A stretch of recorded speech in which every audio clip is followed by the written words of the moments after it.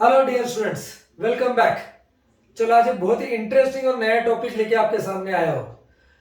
Student के मन में कुछ छोटे छोटे डाउट्स होते हैं, कुछ छोटे छोटे कंफ्यूजन्स होते हैं जो किसे पूछा जाए ये उनके मन में बहुत बड़ा सवाल होता है, क्योंकि डाउट्स तो बहुत छोटे से है और अगर किसे पूछने जाए और सामने वाला हम पे हंस दे तो क्या करें। ऐसे कुछ छोटे छोटे डाउट्स अगर रह जाए और क्लियर ना हो तो आगे एग्जाम्स में बहुत तकलीफ दे सकते हैं। तो ऐसे कुछ छोटे छोटे पॉइंट्स आज आपके साथ डिस्कस करूंगा।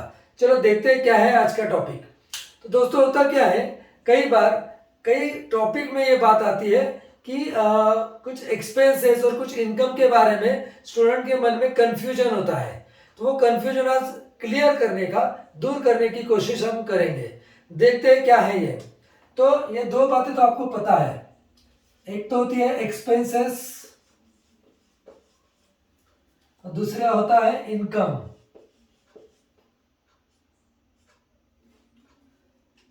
अब सवाल ये नहीं कि एक्सपेंसेस क्या है, इनकम क्या है, ये आज मैं डिस्कस नहीं करूंगा, ये तो आप सबको बहुत अच्छे से पता है। कंफ्यूजन कहाँ है देखते हैं कि कई बार अगर आप नॉन प्रॉफिट ऑर्गेनाइजेशन की बात करो या फिर फाइनल अकाउंट या फिर सॉरी और भी पार्टनरशिप के और भी कोई टॉपिक्स की अगर बात करें, चैप्टर की हम बात करें, तो इससे रिलेटेड काफी एडजस्टमेंट होती है जो रिपीटेडली पूछी जाती है और हर सवाल में, हर प्रॉब्लम में मोस्टली एक या दो एडजस्टमेंट इसमें से होती ही होती है। तो ये क्या होता है देखते हैं। इसको हम चार ग्रुप में या चार हेडिंग के अंडर डिवाइड करेंगे। जैसे कि पहला है फॉर एग्जांपल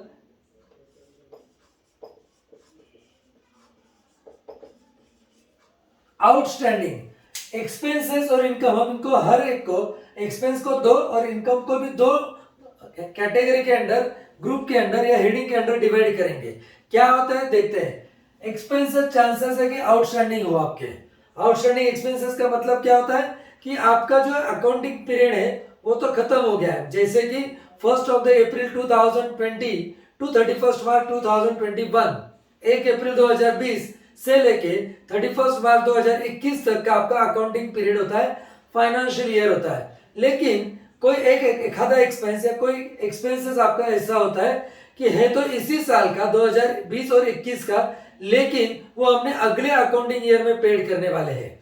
जैसे कि सैलरी की अगर मैं बात करूं तो सैलरी के बारे में कई बार ये होता है कि महीना कंप्लीट होने के बाद, महीना खत्म होने के बाद अगले 1 तारीख को सैलरी पेड की जाती है। मतलब जो साल का आखिरी महीना है मार्च, 1 मार्च टू 31 मार्च, ये महीना खत्म होने के बाद, ये मंथ खत्म होने के बाद 1 अप्रैल को सैलरी पेड की जाएगी एम्प्लॉय को।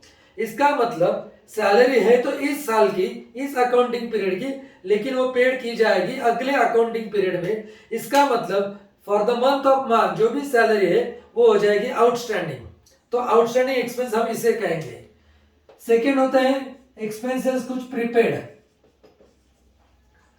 प्रीपेड एक्सपेंसेस, अब ये क्या होते हैं, तो जैसे कि मान लो इंश्योरेंस प्रीमियम है, अकाउंटिंग पीरियड हमारा है 1 अप्रैल 2020, फॉर एग्जांपल की बात कर रहा हूं, टू 31 मार्च 2021।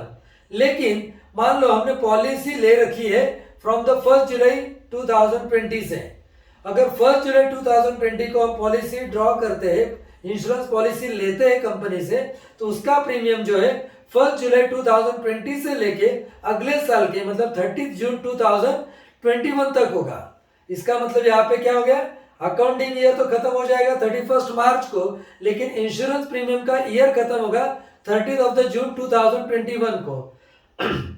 मतलब अकाउंटिंग ईयर खत्म होने के बाद भी 3 महीने का, जो ऊपर के 3 महीने थे अप्रैल, मई एंड जून, इन 3 महीनों का इंश्योरेंस प्रीमियम आपने इसी साल पेड कर दिए, जबकि इन 3 महीने अगले अकाउंटिंग पीरियड में आने वाले हैं। तो ये जो 3 महीने का प्रीमियम आपने इस साल में पे कर दिया, that will be called as a prepaid expenses. Okay, on the other hand same income के बारे में भी ये हो सकता है, जैसे कि इनकम आपके आउटस्टैंडिंग हो, इनकम भी आउटस्टैंडिंग हो सकते हैं। फॉर एग्जांपल मान लो मेरे पास कोई एक बिल्डिंग है, इसका कोई प्रीमाइसेस एक्स्ट्रा है जो मेरे यूज का नहीं है, तो मैंने वो किसी और को रेंट पे दे रखा है। जैसे कि मैंने सैलरी का एग्जांपल दिया, रेंट के बारे में भी यही होता है कि इस महीने का रेंट अगले महीने के 1 तारीख को मिलता है। तो इसका मतलब ये होगा कि आखिरी वाला जो महीना है मार्च वाला, उसका रेंट मुझे मिलेगा 1 अप्रैल को। तो इनकम तो मेरा मार्च महीने का है, लेकिन मिलेगा मुझे अप्रैल महीने में। इसका मतलब वो इनकम हो जाता है आउटस्टैंडिंग।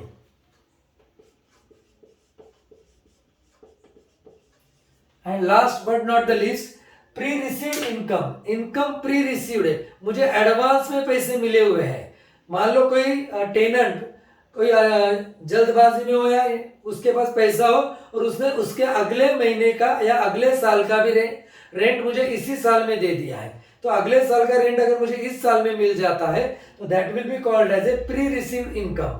तो outstanding expenses, prepaid expenses, outstanding income और प्री रिसीव्ड इनकम, ये चारों बातें आपको समझ में आ चुकी होगी, ऐसा मैं मान के चलता हूं। अब देखते हैं इनका पोस्टिंग कैसे होता है या फिर इनका इफेक्ट कहा जाता है। तो दोस्तों, एक्सपेंसेस अगर आउटस्टैंडिंग है, इसका मतलब है कि मुझे सैलरी देना बाकी है। मार्च महीने की सैलरी जो मैं अप्रैल में पे करूंगा, तो for that reason for the month of March मेरी सैलरी देना बाकी है, तो it becomes my responsibility, that's why it will be my liability.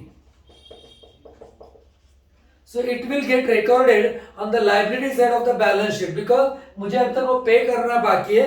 I am liable to pay to someone else, so it is my liability, so it will appear on the liability side of the balance sheet. On the other hand, अगर prepaid expenses है, मान लो मैंने expenses advance में दे रखे हैं, किसी को पैसे एडवांस में दे रखे हैं, तो मेरे पैसे एडवांस में सामने वाले पार्टी के पास जमा है, तो जो मेरे पैसे उनके पास है that becomes my asset, so it will be recorded on the asset side of the balance sheet. So ध्यान में रखना है, अगर एक्सपेंसेस आउटस्टैंडिंग है तो लायबिलिटी, और एक्सपेंसेस अगर प्रीपेड है तो that becomes my asset. Okay, ये तो समझ में आ गया। आगे देखते हैं इनकम आउटस्टैंडिंग, पैसा मिलना बाकी है। जैसे कि मैंने एग्जांपल दिया था रेंट के बारे में, मार्च महीने का रेंट मुझे मिलना बाकी है, तो सामने वाले से पैसा आना बाकी है, तो मुझे पैसा मिलेगा, so that becomes my asset. Income अगर आउटस्टैंडिंग है तो that becomes my asset, so it will be recorded on the asset side of the balance sheet. Okay, and last but not the least, pre received income. मुझे पैसे advance में मिले हुए, जबकि सामने वाले का काम हुआ नहीं है, अकाउंटिंग ईयर खत्म नहीं हुआ है, लेकिन अगले साल के ही पैसे मुझे मिल चुके हैं, so it becomes my liability. देखो फिर आसान हो जाता है, एक्सपेंसेस अगर आउटस्टैंडिंग है तो लायबिलिटी साइड, एक्सपेंसेस अगर प्रीपेड है तो एसेट साइड, इनकम अगर आउटस्टैंडिंग है तो again on the asset side, और अगर इनकम प्री रिसीव्ड है तो दैट बिकम्स अवर लायबिलिटी। तो कुछ साधारण सी सिंपल सी टिप्स है जो आपको ध्यान में रखना है फॉर द एग्जाम और फॉर द लाइफ टाइम। इसको और थोड़ा आसान करने की कोशिश करते हैं, जैसे कि मान लो थोड़ा सा सिंपल करने की कोशिश करते हैं। अगर हर एक का पहला अल्फाबेट हम ले लें, हर एक का पहला अल्फाबेट अगर हम लिखते हैं तो क्या बनता है दोस्तों? कुछ ट्रिक्स कुछ टिप्स हमें याद रखने के लिए, आसान करने के लिए काम आती है। तो इट बिकम्स वर्ड लाल, ये लाल नाम का वर्ड बन जाता है जो हमें ध्यान में रखने के लिए इजी होता है, आसान होता है। लाल for L for liability, A for asset, again A for asset and L for liability. अगर हमें ठीक से याद रखे तो ये बहुत आसान हो जाएगा एग्जाम के लिए।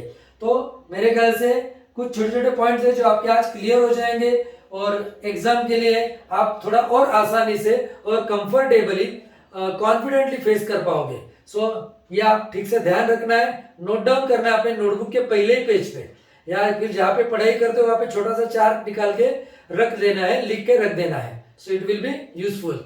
ऐसे ही और इंटरेस्टिंग चैप्टर के साथ, इंटरेस्टिंग टॉपिक के साथ जल्दी मिलते हैं अगले वीडियो में। तब तक हमारा यूट्यूब चैनल प्रिंसिपल अतुल आचले और इंस्टाग्राम आईडी प्रिंसिपल अतुल आचले को जरूर सब्सक्राइब और फॉलो करें। Thank you.